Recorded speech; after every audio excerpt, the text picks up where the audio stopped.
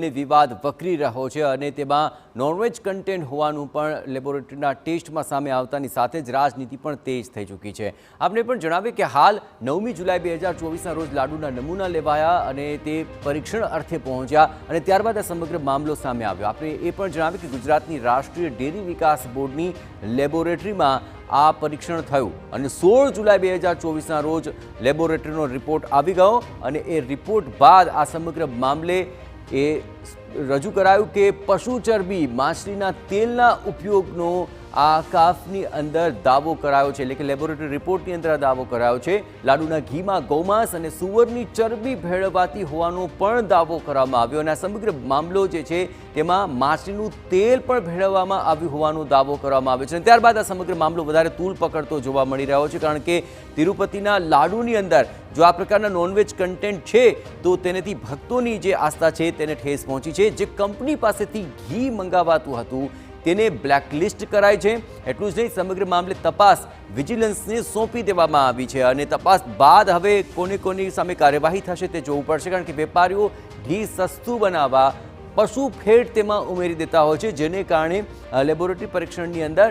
આ ખુલાસો સામે આવી રહ્યો છે। આ ઉપરાંત જે 300 વર્ષ જૂના પોટુ રસોડામાં લાડુનું નિર્માણ થાય છે ત્યાં આ ઘી પહોંચતું હોય છે અને તેને કારણે પરીક્ષણની અંદર આ પ્રકારના કોન્ટેન્ટ મળી આવ્યા છે। દરરોજ 3.5 લાખ લાડુ અહીં જ આ રસોડામાં તૈયાર થાય છે અને ભક્તોને વિતરિત થાય છે। એટલું જ નહીં, વિશ્વ પ્રસિદ્ધ આ પ્રસાદમમાં 200 બ્રાહ્મણો દ્વારા આ લાડુને તૈયાર કરવાની કામગીરી સંપન્ન કરવામાં આવે છે અને લાડુ માટે ચણાના લોટ, ખાંડ, કાજુ અને ઘીનો ઉપયોગ કરવામાં આવે છે અને હાલ આ પ્રસાદમની અંદર 50 વર્ષથી KMF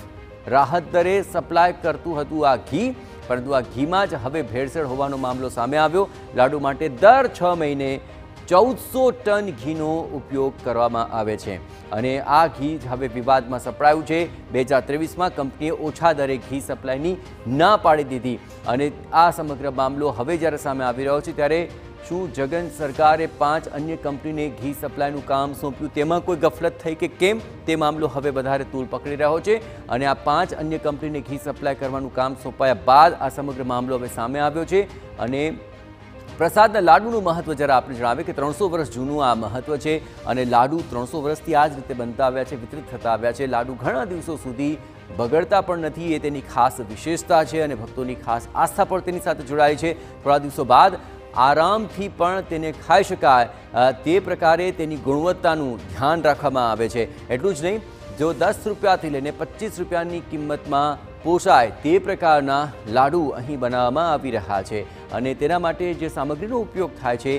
તેની પર પણ ખાસ ધ્યાન રખાતું હોય છે। ખાસ કરીને પોટુથી ઓળખાતા સિક્રેટ રસોડામાં આ લાડુ તૈયાર કરવાની કામગીરી કરવામાં આવે છે અને પૂજારી અને ખાસ લોકોને જ તેમાં પ્રવેશ મળતો હોય છે। તમામ લોકોને અહીં પ્રવેશ પણ નથી કરવા દેવામાં આવતો, જેથી તેની ગુણવત્તા અને શુદ્ધતા પર કોઈ અસર ન પહોંચે અને આ તમામ એવી બાબતો છે કે જ્યાં પૂજારી અને અન્ય તમામ લોકો આટલી વિશેષ ધ્યાન રાખી રહ્યા છે, પરંતુ આ તમામ બાબતોમાં સૌથી મહત્વની બાબત એ છે કે હવે તેમાં વિવાદ થતા મામલો રાજકીય રીતે વધુ ગરમાઈ રહ્યો છે। આગળ પણ અહેવાલો પર નજર બ્રેક